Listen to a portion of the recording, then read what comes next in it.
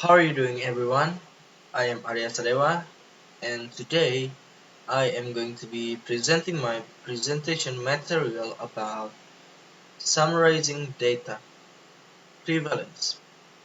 So let's get into the topic. The first I'm going to explain is about its definition. What is a prevalence in research? So prevalence is the proportion of a population who have a specific characteristic in a given time period. And then move on. The second, how is prevalence estimated? So to estimate prevalence, researchers randomly select a sample, smaller group, from the entire population they want to describe. Using random selection methods increases the chances that the characteristics of the sample will be representative of similar to of the characteristic of the population. For a representative sample, prevalence is the number of people in the sample with a characteristic of interest divided by the total number of people in the sample. So here's the formula. Prevalence equal number of people in sample with characteristic divided by total number of people in sample. To ensure a selected sample is representative of an entire population, statistical weight may be applied.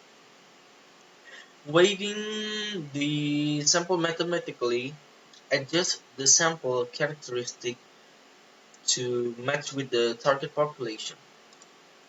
Next, in this slide, as you can see here, it is explaining about how is prevalence reported. So here are several ways to report prevalence. So prevalence may be reported as a percentage, in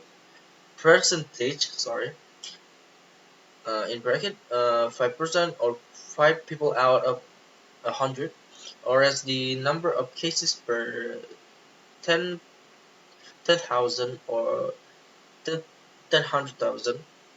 Sorry, 100,000 people. The way prevalence is reported depends on how common the characteristic is in the population.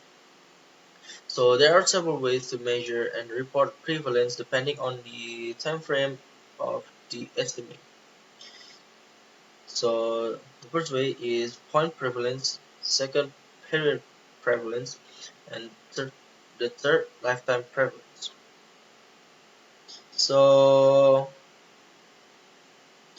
point prevalence is the proportion of a population that has the characteristic at a specific point in time. Period prevalence.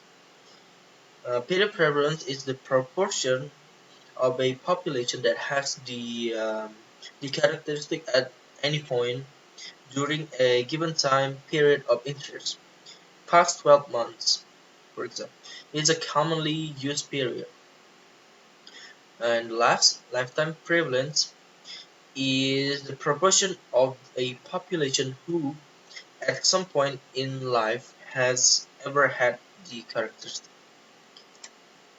Alright, that's it about my presentation. Thank you for your good attention and your good listening, and have a good one.